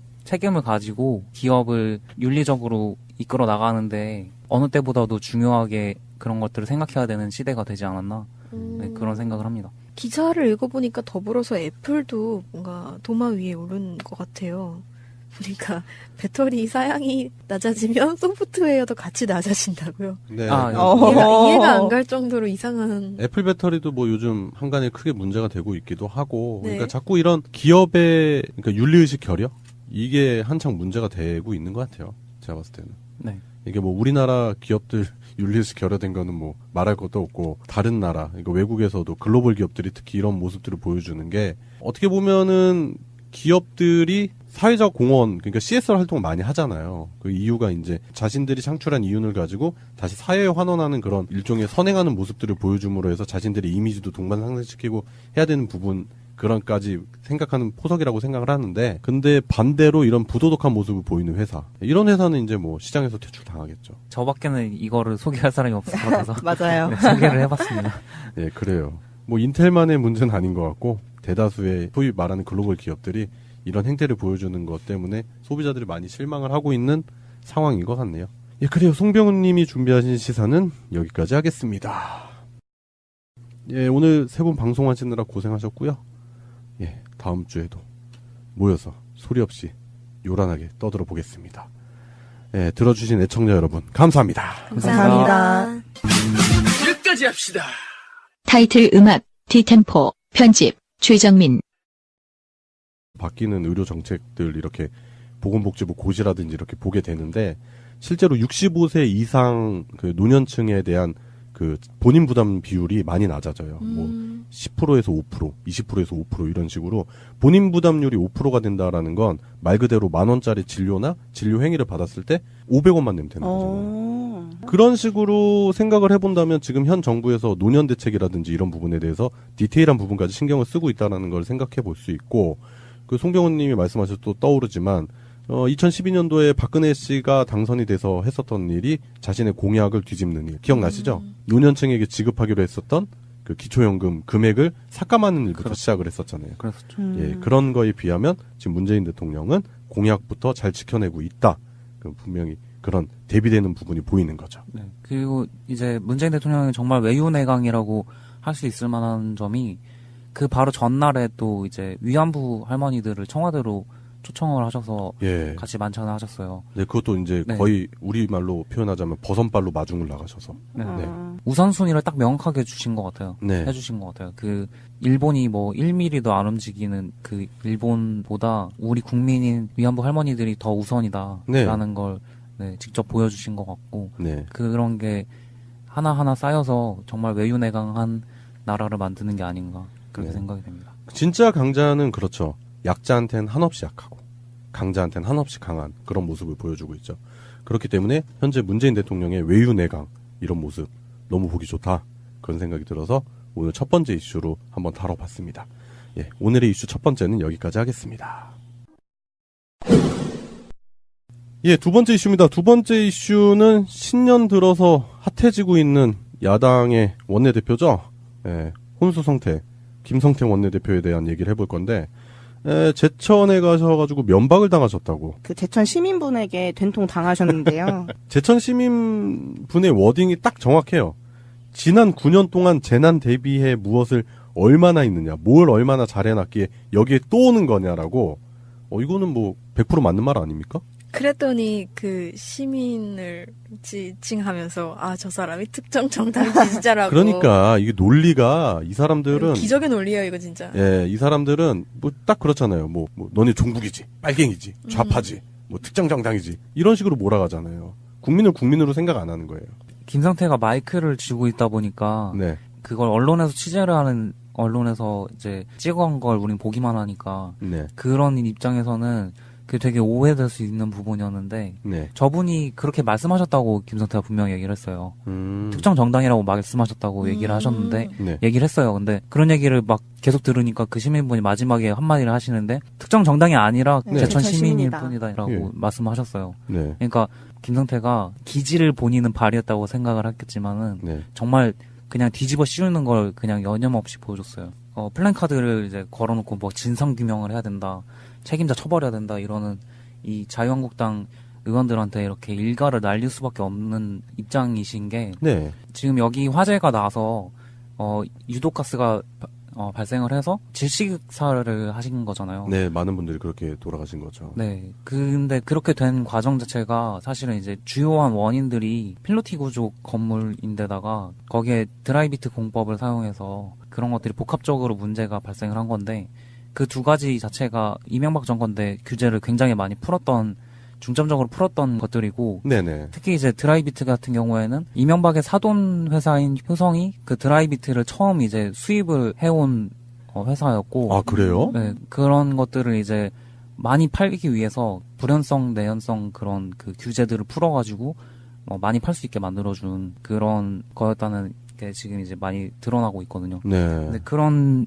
것 때문에 이 제천 시민이 그런 규제를 풀었던 당사자들인 당신들이 여기 와서 무슨 있는데 네. 그 둘 사이에 있는 것 같은 그런 상황이어서 그런 것들을 타개하는 그런 것도 노리신 것 같고 보수 쪽 분들은 이제 그 예전에 김대중 대통령 때 그 대화한다고 하면서 이제 뭐 햇볕 정책을 펼쳤다거나 한 것들을 네. 떠올리면서 그때 했던 그 똑같은 북한 빨갱이들이랑 손잡은 놈들이라고 막 비난하는 그런 공격을 하셨었잖아요. 네. 그런 것들을 다시금 이제 생각을 할 수가 있는데 그걸 미리 원천 차단을 딱 시켜버리시는 그런 두 가지 한 번에 잡으신 것 같은 그런 것 같아요. 네.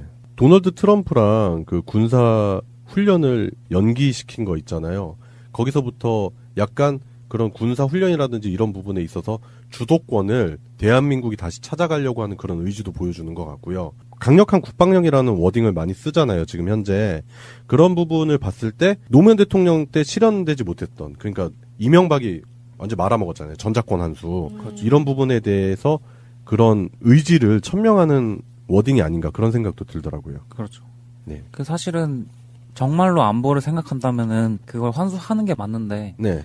그렇게 안보를 부르시는 분들이 오히려 전작권을 반대하고 나섰었잖아요. 굉장히 모순이 됐었는데 그걸 이제 바로 잡는 게 맞는 것 같고 사실은 뭐 그게 여러 가지 얘기가 있어요. 우리가 전작권 환수를 하면 뭐 북한이 쳐들어온다, 뭐 동남아시아의 몇 개 국가가 다 전작권을 뭐 환수를 하게 된다, 뭐 이런 굉장히 좀 허황된 것 같은 소문들이 많이 있는데 어떻게 될지는 모르지만은 항상 그런 분들이 하는 얘기는 우리가 얼마만큼 그걸 할 수 있느냐, 그러니까 우리가 얼마만큼 거기에서 중요한 입장에 있느냐 그거는 생각을 안 하고 다른 국가들 눈치를 봐야 된다 이런 식으로 얘기를 하시는데 우리나라가 군사적으로도 대국이고 경제적으로도 대국이 됐기 때문에 그런 걸 충분히 결정을 하고 우리가 지켜낼 수 있는 부분만큼 우리가 요구할 수도 있는 그런 상황이거든요. 근데 그런 것들을 충분히 생각을 하시고 안보에 대해서 좀 더 깊게 생각을 하시면 될 것 같다는 생각이에요. 저는 이거를 상식적으로 생각하면 돼요. 아니, 자동차를 탔는데 핸들을 내가 안 쥐고 있는데 방향성을 내가 정할 수 있습니까? 아니잖아요. 핸들 쥔 사람이 정하는 거잖아요. 그러니까 전작권은 마치 그 핸들 같은 거거든요. 우리나라를 지키는 걸 외국에게 의존할 이유는 없잖아요. 그렇기 때문에 전작권 환수를 해서 자주국방으로 가는 길로 가야 되는 게 분명히 맞고요. 앞으로의 미래를 생각한다면 그게 분명히 맞는 부분이고 지금 그렇기 때문에 이런 문재인 대통령의 행보가 그런 의지를 천명한다. 그런 생각도 들고 그리고 자유당 사람들 알잖아요. 뭐 예전 자유당이나 지금 자유당이나 뭐 무슨 문제 있으면 미국에 가서 쪼르르 가서 우리 좀 어떻게 해주세요 막 이런 거 국어라는 그러면 안 되죠. 안보를 국어라고 앉아 있는 거죠. 스스로 해결할 수 없는 안보가 무슨 안보입니까? 의미가 없는 거죠. 근데 그런 부분을 비교해 본다면 지금 문재인 대통령 잘하고 있다. 맞아요. 그런 생각이 들어요. 그 더불어민주당 김현 대변인이 얘기한 말인데 그 이명박근혜 정권 집권 9년 동안의 외교 안보 파탄을 문재인 정부 수습 중이라는 사실을 꼭 명심을 해야 된다라고 얘기를 하는데 이게 진짜 맞는 말이니까 다들 좀 잘 지켜봐 주셨으면 뭔가 잘 진행이 되고 있는 것 네. 같은 느낌이 드니까. 네. 예, 그러니까 그런 식으로 계속 지켜봐야 된다. 네네네. 지켜보고 지금 현재 헛발질 안 하고 있는데 이제 뭐 언론이라든지 이렇게 도와주는 모습은 안 보이죠. 그렇기 때문에 우리 국민들이 또 찾아서 의중까지 읽어야 되는 그런 불편한 상황이긴 하지만 그렇다 하더라도 현 정부 잘하고 있다. 저는 충분히 그렇게 생각이 들 거라고 확신합니다. 문재인 대통령이 이런 말씀을 하신 게 대한노인회를 초청해서 네. 이제 하신 거였는데 노인분들의 그 기초연금 수급액이라든가 노인복지에 대한 것들 네. 그거를 약속을 하셨어요. 네. 인상을 약속을 하셨고 사실 지금 베이비붐 세대가 이제 거의 노년층으로 이제 좀 있으면 넘어간단 말이에요. 예, 그렇죠. 이제 베이비 부머 세대의 은퇴라든지 이런 부분을 사회적으로 고민을 많이 해야 될 시기예요. 네. 대책도 있어야 되고요. 그렇죠. 그런 거에 대해서 미리 이제 포석을 깔아놓고 준비를 나라에서 하고 있다. 그런 거에 굉장히 국민들로서는 많이 이제 신뢰를 갖게 되는 것 같아요. 예, 그 일례로 저는 이제 의료 쪽에 일하다 보니까 2018년도부터 대부분 다 기억을 막 하실 거예요.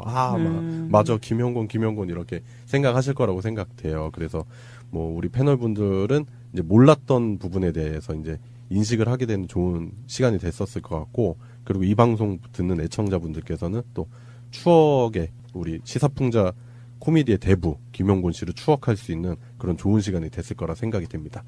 예, 그래요. 오늘의 첫 순서는 여기까지 하겠습니다. 오늘의 이슈.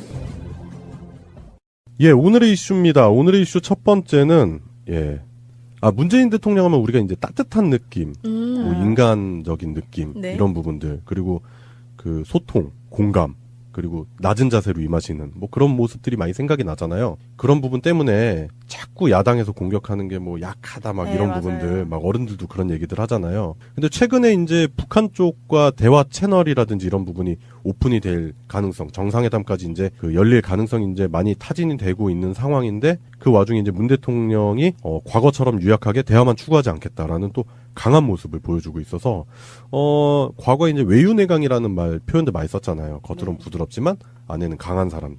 그 외유내강의 전형적인 모습을 문재인 대통령이 보여주고 있다. 이런 생각이 들더라고요. 네, 그리고 특히 그 대한노인회 간부들을 초청한 자리에서 그 얘기를 했잖아요. 네. 그래서 국방의 중요시 여기는 네. 그 보수층의 우려를 달래주는 그런 모습을 보였죠. 예, 그 야당, 그러니까 자유한국당, 그 사람들이 맨날 얘기하는 게 뭐 안보. 아, 그럼요. 그렇지, 뭐 북핵 위기. 뭐 뻔하잖아요. 그래가지고 뭐 자기네들이 안보는 다 하는 것처럼 얘기하지만 실제로는 하는 게 하나도 없죠. 네, 맞아요. 네. 사실 이번에 문재인 대통령이 그 평창 올림픽 기간 중에 한미 군사 훈련을 잠시 연기하겠다라고 네.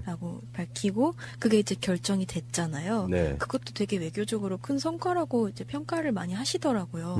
전 정부에서는 맨날 큰 단어로만 이렇게 막 얘기해왔잖아요. 네. 뭐 안보, 뭐 이런 거 큰 거. 디테일이 없어. 큰 거. 그게 사실 추상적인, 이 얘기를 몇 번 많이 해왔지만 추상적인 단어만 반복해서 내뱉는 건 그게 진심이 아니거나 구체적인 안이 없기 때문인 거잖아요. 네. 이번 정부에서는 좀 다른 모습을 보여주고 있다는 게 되게 네. 차이점인 것 같아요. 근데 신기한 게 우리가 계속 우리 방송 처음에 첫 순서에 과거 얘기 이렇게 했었잖아요. 네. 근데 최근에 우리 김대중 대통령이라든지 네네. 노무현 대통령 시절에 그 해빙 무드, 북한과의 대화 막 이렇게 남북 교류 활성화되고 막 그러다가 이명박근혜 기간 동안 완전히 말아먹었잖아요. 그럼요. 그래서 우리가 맨날 방송하면서 새 정부에서는 남북관계 개선에 크게 기여를 해야 될 것을 기대한다 이렇게 말씀드렸는데 그게 새해 되니까 바로 실현이 돼요. 네. 김정은이 그 신년 방송에서 얘기하는 거 보세요. 대한민국이랑 적극적으로 대화라든지 뭐 이런 부분을 통해서 남북관계를 개선하겠다는 의지를 보여주잖아요. 네. 그러니까 그런 거 보면 너무 신기하지 않아요? 맞아. 근데 또 언론에서는 또 계속해서 막 김정은의 신년사에 대해 뭐 문재인 대통령이 아무 말도 안 하고 있다는 등 뭐 이런 식으로 얘기하는 것도 가끔 봤는데 네. 그건 좀 아닌 것 같고. 네, 그럼요.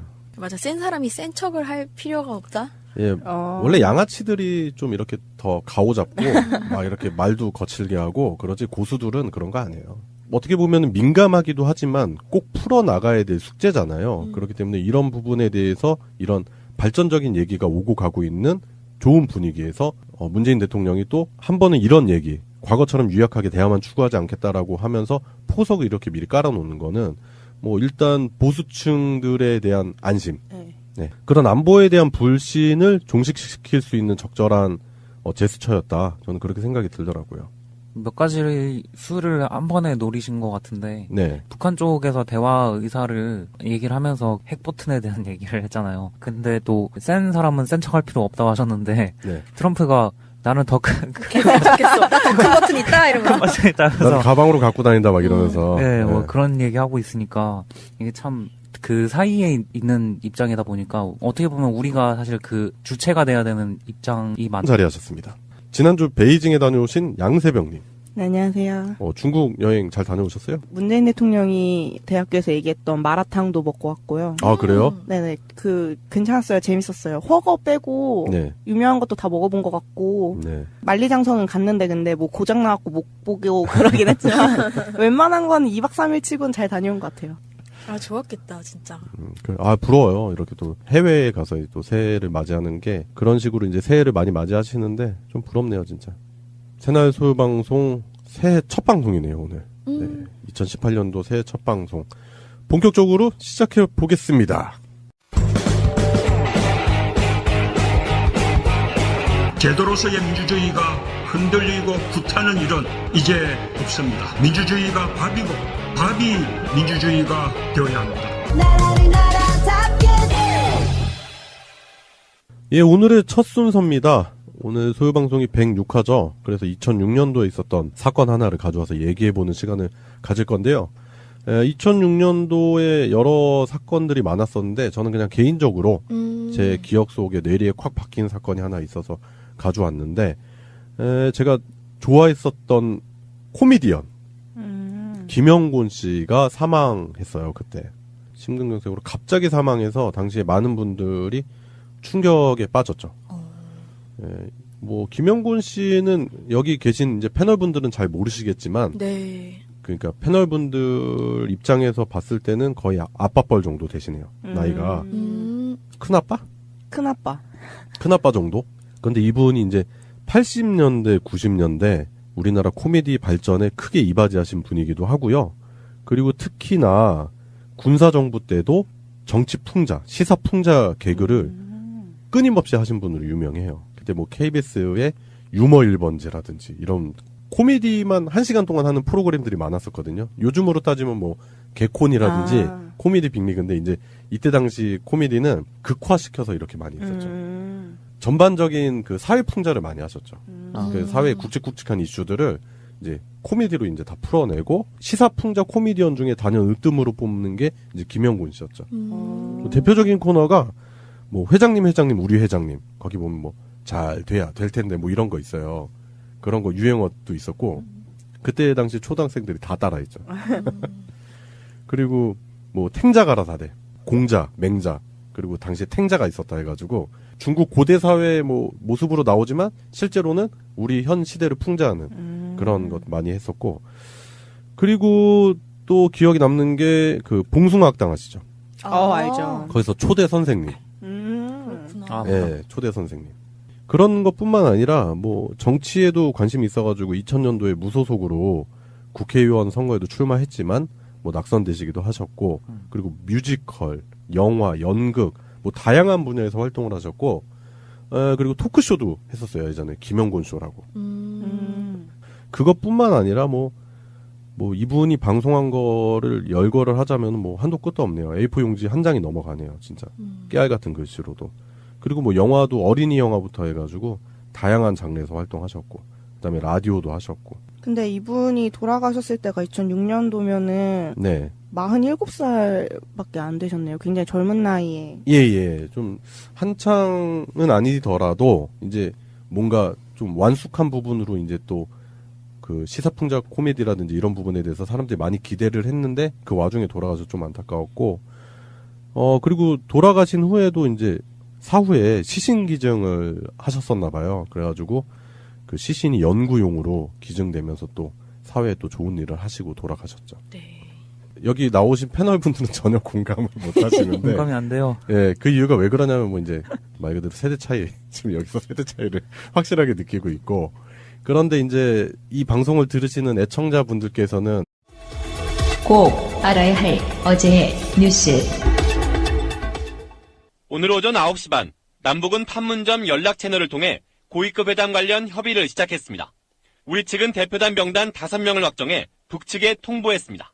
조명균 통일부 장관을 수석대표로 천혜성 통일부 차관, 노태강 문화체육관광부 제2차관, 안문현 국무총리실 심의관, 김규홍 평창올림픽 조직위 기획사무사장으로 구성됐습니다. 문체부 차관과 조직위 관계자를 대표단에 포함시킨 건 우선 북한의 평창올림픽 참가 문제에 집중하겠다는 뜻으로 읽힙니다.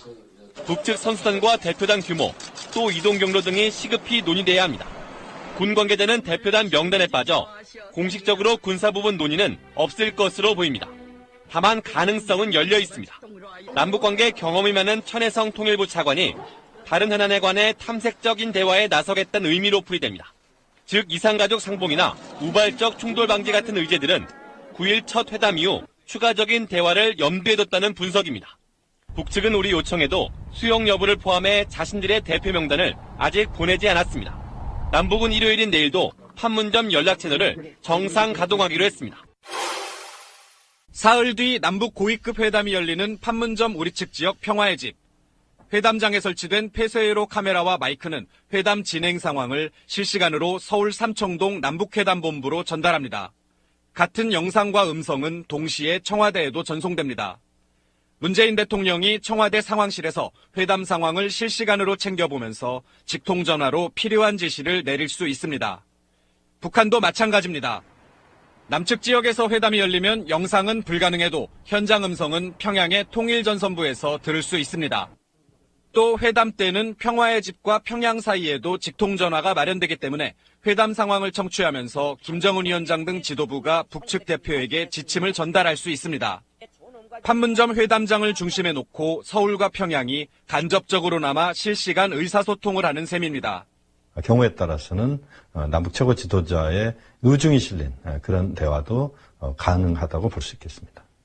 이번 회담의 수석 대표가 최고 지도자의 생각을 1대1로 전달받을 수 있는 장관급이기 때문에 이런 분석에 더욱 무게가 실리고 있습니다. 안봉근, 이재만, 정호성 새 전직 비서관의 증언은 검찰이 직접 조사도 없이 박 전 대통령을 재판에 넘기는데 결정적 단서로 작용했습니다. 이 전 비서관은 검찰 조사에서 돈이 올 테니 받아놓으라는 대통령의 직접적인 지시를 받았다고 털어놨고 법정에서는 대통령이 청와대 특수활동비처럼 관리하라고 했다고 진술했습니다. 검찰 관계자는 조사 과정에서 나온 새 전직 비서관들의 진술이 굉장히 일치했다며 이들의 진술로 대통령의 혐의 사실이 드러났음을 시사했습니다. 이들 문고리 3인방은 국정원 돈에 대해 알고 있던 유일한 인물들로 알려졌을 만큼 두터운 신망을 받았지만 특히 이재만 안봉근 전 비서관은 탄핵 심판 당시 헌법재판소에 증인 출석 요구도 거부하는 등 박 전 대통령에게서 서서히 등을 돌렸습니다. 공범으로 기소된 두 사람의 혐의가 중형을 피하기 어려운 범죄인 만큼 법정에서도 자신들은 돈이 흘러간 통로에 불과하다고 강조할 전망입니다. 기존 국정농단 재판이 벌석 재판으로 진행되고 있는 만큼 대통령의 출석 여부는 불투명하지만 네 사람이 법정에서 다시 마주할 가능성도 배제할 수 없습니다. 방송 중간에 좋아요를 눌러주시면 새날팀들에게 큰 힘이 됩니다. 미리 감사합니다. 소유 방송 출연자들의 평균 연령은 26세입니다. 청년들의 목소리를 들어보자는 의도로 기획된 방송입니다.